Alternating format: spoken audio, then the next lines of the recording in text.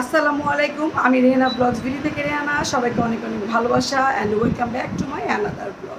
ঈদ মানে খুশি এবং আনন্দ মনে হয় না। আজকে 3টা বছর ধরে যেহেতু বাবা নেই, বাবা থাকতে অনেক আনন্দ করতাম। আর বিশেষ করে আজকে 2-3 বছর ধরে এত ব্যস্ত হয়ে গিয়েছি বাচ্চাদেরকে নিয়ে, তাই ঈদের সময় অনেক সময় দেখা যায় অনেকে দাওয়াত মিস করে ফেলি এবং অনেকে দাওয়াত করতে পারি না। এদের জন্য ছোট্ট কিছু আয়োজন করছি, বোনদেরকে নিয়ে একটু আড্ডা হবে, আনন্দ হবে, সব কিছু আপনাদের মাঝে শেয়ার করতে ইচ্ছে করছে, তাই আজকের আমার এই ব্লগটা। তো এই তো প্রথম থেকে শেষ পর্যন্ত ব্লগটা দেখবেন, আশা রাখি ভালো লাগবে। আর ইউটিউব নিয়ে কাজ করি, পেজ নিয়ে কাজ করি। আর পেজে আমার যে সিস্টার আসবে আজকে আমার বাসায়, বড় বোন জিয়াপু, ফেসবুকে পেজে তাকে সবাই রনক জাহান নামে চিনেন, তো তার সাথে আজকে পরিচয় করিয়ে দিব। এই তো ঈদের যে ব্লগটা সেটা বানানো হয়নি, কারণ এবার ঈদে ঘোরাঘুরি করেছি, কিন্তু একটু মানসিকভাবে প্রস্তুতি ছিলাম না। কারণ যেহেতু যারা আমার নিয়মিত ব্লগ দেখেন তারা জানেন আমার ছোটো ভাই জুয়েলের ওয়াইফ তনি, ও ইন্তেকাল করেছে, যার জন্য এবারে ঈদ আমাদের কাছে ঈদ মনে হচ্ছে না। তারপরেও বাবার বাড়িতে গিয়েছি, সব জায়গায় যাওয়া আসা হয়েছে, তো সেগুলো আমি পেজে টুকটাক দিয়েছি। আর ইউটিউবের জন্য আমার ওভাবে ভিডিও মেক করা হয়নি, তো ভাবলাম যে ঈদের একটু আনন্দ খুশি নিয়ে আপনাদের মাঝে শেয়ার করি। আর এই ঈদের মধ্যে আমার বাসায় আরও অনেক গেস্ট এসেছে, কিন্তু সবাই তো আর ক্যামেরা সামনে আসতে অনেক সময় প্রস্তুত হয় না, ক্যামেরা শাই থাকে, তাই তাদেরকে নিয়ে ওভাবে একটা ব্লগ বানানো আমার সম্ভব হয়নি। যাই হোক, এটাই হচ্ছে আজকের আমার ঈদের ব্লগ। সবাই ভালো থাকবেন, সুস্থ থাকবেন, আমার ব্লগটা কন্টিনিউ দেখবেন। তো আজকে আমি কি করছি প্রথম থেকে শেষ পর্যন্ত শেয়ার করব। এই তো আমার সাথে থাকেন, পাশে থাকেন। তো আমার বোনেরা আসবে, তো আগে থেকে যে গাছগুলো এখানে সেটিং করেছি ওগুলো একটু আপনাদের মাঝে শেয়ার করি। দেখেন তো কেমন হয়েছে। যে টবগুলো নিয়েছিলাম, যারা দারাজ থেকে টব নেন তাদের উদ্দেশ্যে বলবো সম্ভব হলে না নিলেই ভালো, কারণ দারাজে খুবই তারা চিটিং করে, তারা সাইজ একটা বলে আরেকটা দিয়ে দেয়। যাই হোক, এই যে আমার লেবু গাছটা আমি একটা বোলে লাগিয়েছি, আর এই তো আমার থাই পাতা গাছটা মাশাআল্লাহ বেলি ফুল গাছে কলি আসছে, কিন্তু বেলি ফুলটা আর জবাটা সেটিং করতে পারিনি। আর এখানে যে কাঠবেলিটা ছোট্ট একটা টবে লাগিয়ে ফেলেছি, মাশাআল্লাহ কাঠবেলিগুলো ফুটছে, তো নেক্সট এটা একটা বড় টবে দিয়ে দিব। আর এই যে আমার ক্যাকটাসটা, আর ওই বারান্দাও কিছু আছে, ওগুলো দেখাচ্ছি। গাছ আমার অনেক ভালো লাগে, অনেক। এই যে এখানে আরেকটা গাছ লাগিয়েছি, এখানে আরো কিছু ছোট ছোট গাছ দিব। তো এই যে এগুলো টব নিয়েছিলাম, অনেক ছোট দিয়ে দিয়েছে দারাজের ওরা। আর এখানে যে বিলাতি ধনিয়া, তারপর এটা মরে গেছে।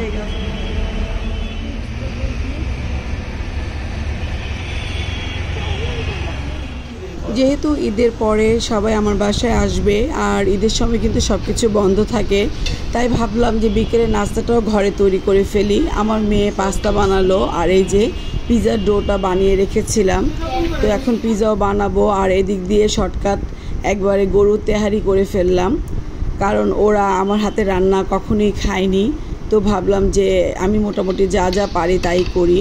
আর একটু ভেজিটেবল করলাম, শর্টকাট রান্না, শুধু শুধু তেহারি খাবে, তার সাথে একটু ভেজিটেবল করলাম।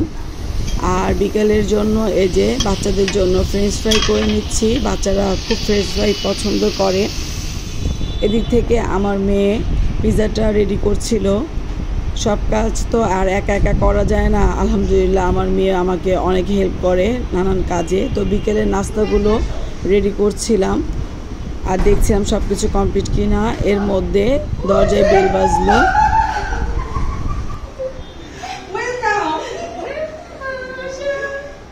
আমার বোনরা আসছে, আমার অনেক ভালো লাগতেছে। আর এই তো মানে সব বোনেরা একসাথে না, আপুদেরকে বলেছিলাম একটু তাড়াতাড়ি আসতে, যাই হোক আপু একটু তাড়াতাড়ি চলে এসেছে। আর আমার যারা আসছে তাদের মধ্যে বৃষ্টি, জাসিয়া আমার অনেক ছোট, আর জুয়াপু সবার বড়, জুয়াপুর পরে আমি, তারপর আনিকা। মোট কথা আমরা বোনেরা বেড়ে উঠতে না উঠতেই মনে হয় এক একজন জামাইয়ের ঘরে চলে গিয়েছি। এই যে মুন্না ভাই আমাকে অনেকই আদর করে, আর আমরা ওয়েট করছিলাম আনিকার জন্য, যে আনিকা কখন আসবে। আনিকা এসে হালকা পাতলা নাস্তা করলো, ওর আসতে একটু লেট হয়ে গিয়েছিল। চাচাতো বোন আঞ্জু, ওকেও আসতে বলেছিলাম কিন্তু ও আসতে পারিনি। আসলে নদীতে নদী দেখা হয় কিন্তু বনে বনে দেখা হয় না। বাচ্চাদেরকে নিয়ে খেলছিলাম, সেই ছোটোবেলার স্মৃতিচারণ করছিলাম। আমরা সব বোনেরা একসাথে হলে এখনও চোর পুলিশ, কড়ই, থাপ্পি এগুলো খেলি।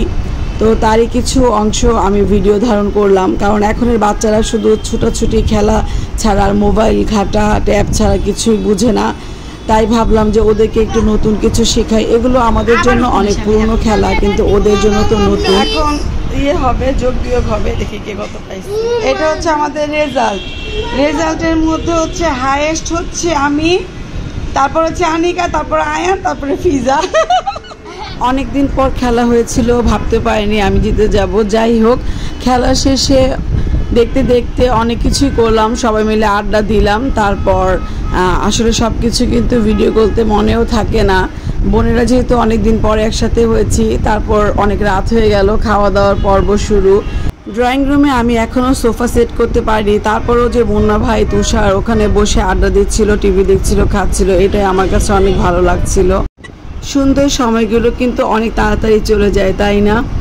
বোনেরা এসেছে, খুব ভালো লাগলো।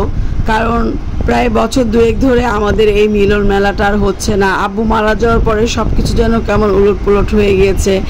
ইচ্ছে করলেও অনেক সময় বোনদের কাছে যেতে পারি না, তাই ওরা আমার কাছে অনেকক্ষণ সময় নিয়ে এসেছে। আলহামদুলিল্লাহ, অনেক ভালো লাগলো। বিদায় দিতে আমিও চলে আসলাম বোনেদের সাথে। আসলে বিদায় দিতে অনেক কষ্ট লাগে। বাবার বাড়ির লোকজন যখন এসে চলে যায়, অনেকই মনটা খারাপ হয়ে যায়।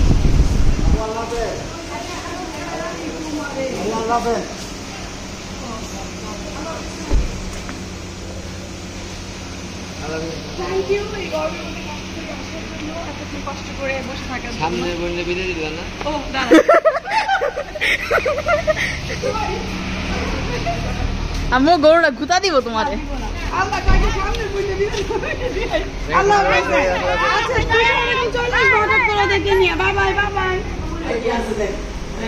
পাগল, এই যে এতগুলো কলা নিয়ে এসেছিল, সব শেষ, এখন অল্প আছে।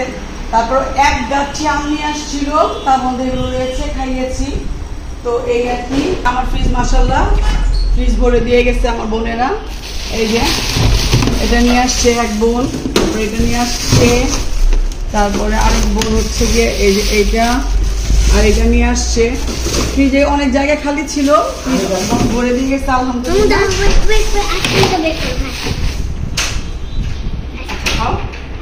তো এই ছিল আমার আজকের ব্লগ। তো যারা আমার সবসময় আমাকে দেখেন তা তো জানেন, তো আমার বোনেরা ফার্স্ট টাইম আমার বাসায় এসেছে। আর কখনই তারা এইভাবে সব বোনেরা আসেনি, হয়তো আমি আমার অসুখ, জ্বর কিংবা কিছু একটা প্রবলেম তাহলে এসেছে। তাছাড়া কখনোই আমি তাদেরকে ওভাবে দাওয়াত করে আমার বাসায় আনতে পারিনি। তো এবার আমার কত বোন যে আনিকা আছে, ও বলতেছিল যে আপু যাবো তোমার বাসায় একদিন। তা আমি ভাবলাম যে একদিন আর কবে, বাচ্চাদের স্কুল খুলে যাবে, হ্যাঁ যাই হোক। তারপর ওদেরকে উঠার বললাম, আলহামদুলিল্লাহ সবাই রাজি হয়ে গেল, আসলো। তো সবাই মিলে মজা করলাম, আনন্দ করলাম, এইটার মানে তো জীবন। তো এই অনেক ভালো লাগলো যে বোনরা আসছে। তারপরে ওরা মানে আমাকে ওভাবে কিছু করতে দিতে চাচ্ছিল না, ওরা নিজের হাতে খেলো টেলো, সব করলো, আনন্দ করলো, তারপরে চলে গেল। যাই হোক, তো আমার একটা পেজও আছে রেহেনা ব্লগ ভিডি দিয়ে, তো ওখানেও আমি কিছু আপলোড করব। আর যারা পেজে রনক জাহানকে জানেন, আমার সিস্টার, ওকেও সাপোর্ট করবেন। সবাই ভালো থাকবেন, সুস্থ থাকবেন, আমার জন্য দোয়া করবেন। আমি যেন এইভাবে সবাইকে নিয়ে হাসি খুশি থাকতে পারি, সুন্দরভাবে আমার লাইফটা লিড করতে পারি। বাস এতটুকু আল্লাহর কাছে চাওয়া, আর কিছু। তো আজকের মতো ব্লগটা এখানে শেষ করছি। সবাই আমাকে সাপোর্ট করবেন, আর লাইক দিবেন, কমেন্ট করে জানাবেন। আর যারা নতুন এখন পর্যন্ত সাবস্ক্রাইব করেনি, তাদের উদ্দেশ্যে বলবো অবশ্যই সাবস্ক্রাইব করবেন, কারণ আপনাদের ভালোবাসায় আমি অনেক দূর এগিয়ে যাব। আল্লাহ হাফেজ।